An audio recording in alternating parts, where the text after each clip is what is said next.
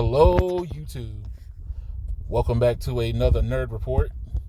We're back here again, and the news gods have given us some somber news. We have a new fallen from grace. They have lost their superpowers and are relegated to the basic of all basics. But before we get into the story, please like, share, and subscribe, and also stay for the story. So here, today's news hits. EchoStar announced spectrum sale and hybrid mobile operator agreement. Basically, they're doing this to try to keep the FCC from inquiring about their usage for certain spectrum that a current SpaceX wants to try to get their hands on. So they're making some moves, they're making some deals, and pretty much this literally destroys any and all hopes that EchoStar becomes the fourth national carrier in the United States. So there was some people like on Reddit that really liked EchoStar's approach. They had a pretty snappy 5G network. You know, they made some bad moves very early on when the merger happened between Sprint and T-Mobile. You know, that was before EchoStar got his hands on Dish Mobile and Boost Mobile, quote unquote, and made some bad dealings. And this is the result of those bad dealings. The federal government was trying to get them to move along and become the next superhero in the telecom segment, but you know, when you are a bad businessman, you're just a bad businessman. So right now, this is for the most part, this is just a stopgap, so they can keep the FCC off their heels. And the reason why even the FCC is even on their heels is because of SpaceX, and I'll show you the next article in just a moment. But on this one, they're basically selling the 3.45 and the 600 megahertz spectrum to AT&T. So their definitive agreement of 50 megahertz nationwide. I'm not sure exactly what it's going to be. I think they had about 20 megahertz of 600 average nationwide. And I would have to go back and look at Spectrum Omega to see exactly about how much. But they're going to probably end up selling the 600, which is a god-awful waste. I mean, T-Mobile really wanted to get that from them so badly, and this is probably selling it to AT&T out of spite.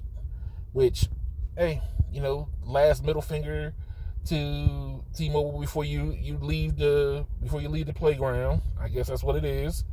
But also 3.45, which is the DoD spectrum. I think that Dish jumped up there and got a sizable chunk nationwide. So that is the definitive agreement. I believe that what we're going to start seeing is, you know, Boost is just going to be a MVNO hybrid, and the hybrid side is going to be there. Normally how MVNOs work, this is just the long and short of it, is that you sign an MVNO agreement, you use somebody else's network. Where the hybrid side comes in is you might put up towers in hot places that offload traffic from AT&T, because they're going to probably go all in on AT&T as an MVNO, and so you can recoup some of the money that you would not be spending on the MVNO agreement. So basically, let's say football seasons come back up again.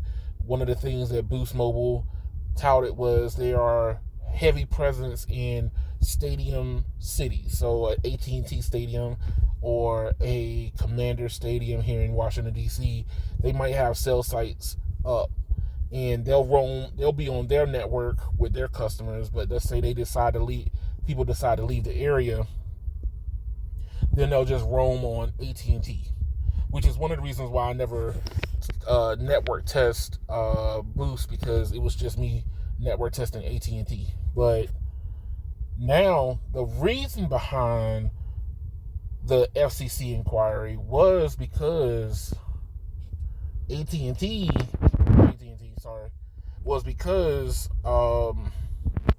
SpaceX was nipping at the heels because EchoStar is still squatting on nationwide spectrum that they really want. And basically they went to the feds, quote unquote, the feds, and snitched on them saying that, hey, they're not really deploying their network like they're supposed to. This is to kind of keep the FCC from looking their way. Hey, we're having financial troubles. Leave us alone, please. Look, we can't do what y'all intended for us to do because y'all keep bugging us. That's the problem that you're starting to see with EchoStar currently right now. Now, one of the bigger reasons is SpaceX really wants to get a hold of the 2.0 gigahertz that the 2.0 gigahertz that EchoStar has in their possession, because they want to use it for satellite terrestrial services. It's a perfect spectrum. It doesn't have a whole lot of people around it. You can use it. It's a nice little chunk. You can get a lot of data throughput with it, and you can use it for existing cell phones because that spectrum band can either be introduced into cell phones or is already there. I'm not sure exactly what cellular band it is, but that SpaceX really wants it bad, and now with the inquiry might get halted due to this possible spectrum acquisition.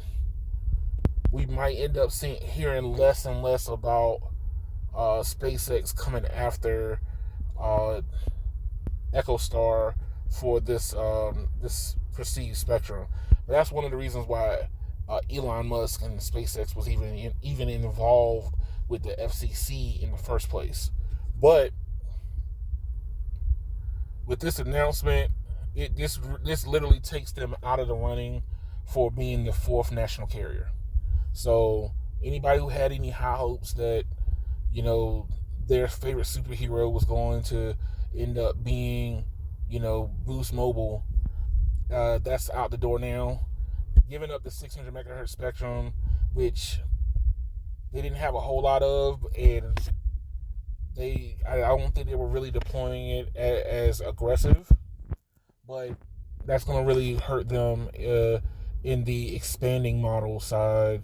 But they still have the AWS, which you could build a nice pocket networks around very highly traffic areas like cities with good AWS antennas.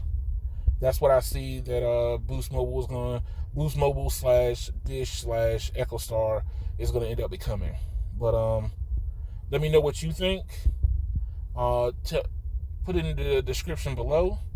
My theory is it was dead on arrival as soon as they finished shaking hands and Charlie Ergen,